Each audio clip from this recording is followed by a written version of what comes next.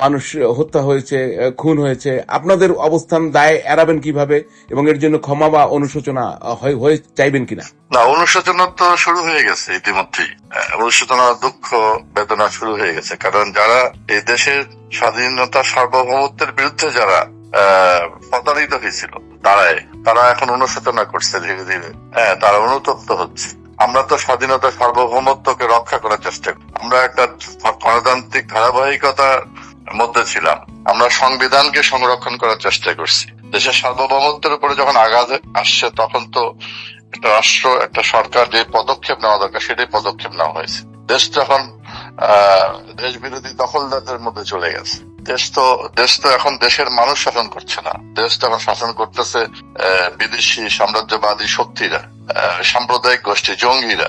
কারণ দেশের কোনো স্বাধীনতা নেই, গণমাধ্যমেই তো স্বাধীনতা নেই। আমি যে কথাগুলো বলছি এই কথাগুলোই গণমাধ্যম লিখতে পারবে। 2024 5ই আগস্টের আগে গণমাধ্যমের স্বাধীনতা ছিল, গণমাধ্যম তার স্বাধীনভাবে বলতে পারত। এখন কেউ বলতে পারে না, কারণ নিয়ন্ত্রিত গণমাধ্যম। কারণ বাংলাদেশের ইতিহাসে পাকিস্তানি শাসক গোষ্ঠীও মুক্তিযুদ্ধ চলাকালীন সময় কোনো গণমাধ্যম দখল করেনি, কিন্তু 5ই আগস্টের মধ্য দিয়ে গণমাধ্যম দখল হয়ে গেছে। মালিকানা পরিবর্তনে, সম্পাদক পরিবর্তন, সাংবাদিকদের চাকরি গেছে, প্রেস ক্লাব নিষিদ্ধ হয়ে গেছে অনেকের। তো এটা তো দখলদারের উপর দেশ চলে গেছে। আমরা এই দখলদারের হাত থেকে এই বাংলাদেশের মুক্তিযুদ্ধ সার্বভৌমত্বকে রক্ষা করার লড়াইয়ের মধ্যে আছে। তরুণ ছাত্র জনতা যারা আছে, যারা মুক্তিযুদ্ধে 30 লক্ষ শহীদ ধারণ করে, লক্ষ লক্ষ মা বোনের আত্মত্যাগকে ধারণ করে, যারা দেখছে যে এটা তো পরাজিত শক্তির দ্বারা পরিচালিত হচ্ছে, রাজাকার আলবদর আল সামজরা যুদ্ধ অপরাধীদের দ্বারা পরিচালিত হচ্ছে।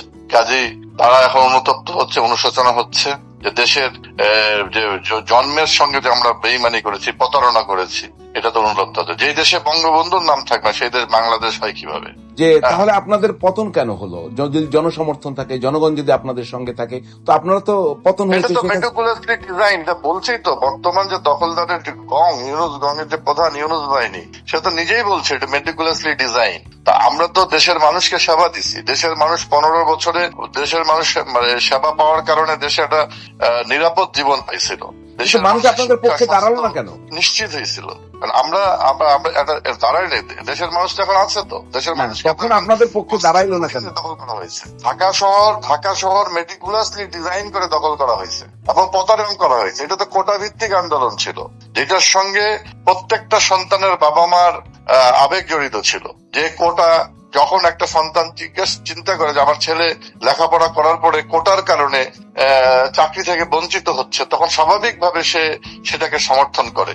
এই আবেগ অনুভূতিটাকে তারা ব্ল্যাকমেলিং করে একটা সরকারের কাছে যে কোনো শ্রেণী পেশা মানুষের দাবি থাকতে পারে। সেই দাবি এবং যে তরুণদের, ছাত্রদের যে দাবিটা ছিল কোটা সংস্কার করে সেটার সঙ্গে সাধারণ ছাত্রছাত্রীরা তো জড়িত ছিলই, পাশাপাশি ওদের অভিভাবকরা জড়িত ছিল। এবং তাদেরকে প্রতারণা করা হয়েছে এবং তাদেরকে ব্ল্যাকমেলিং করে এই 5ই আগস্ট সৃষ্টি করা হয়েছে। আজকে তো তারা টের পাচ্ছে। গত 5 বছরে কি বাংলাদেশ ভালো আছে? মানুষের জীবনে নিরাপত্তা আছে? একসময় আমরা শুনেছিলাম যে মগের মুলুক, এখন হয়ে গেছে মবের মুলুক। তো বাংলাদেশ তো ভালো নাই। বাংলাদেশের মানুষ তো ঘুমাইতে পারতেছে না। বাংলাদেশের মানুষ আবার বলা শুরু করছে, আগেই ভালো ছিলাম, শেখ হাসিনা সবাই ভালো ছিলাম, নিরাপদ। তো আজকে এই পর্যন্তই, কিন্তু প্রশ্নগুলো এখানেই শেষ নয়। এই দেশ, এই রাজনীতি, এটা আমাদের সবার। আপনি, আমি, আমরা সবাই মিলে গড়ে তুলব সচেতনতার একটা মঞ্চ। আপনার ভাবনা, আপনার চিন্তা এবং আপনার মতামত আমাদের দরকার। তাই কমেন্টে লিখে জানান এই মুহূর্তে আপনি কি ভাবছেন এবং আপনি কোন দিকে তাকাচ্ছেন। রিপাবলিক অ্যান্ড পলিটিক্স কেবল খবর বা বক্তব্যের জায়গা নয়, এটা একটা ভিন্ন মতের প্ল্যাটফর্ম। এখানে প্রশ্ন করার সাহস আছে, সত্যের পেছনে ছুটে চলার স্পর্ধা আছে।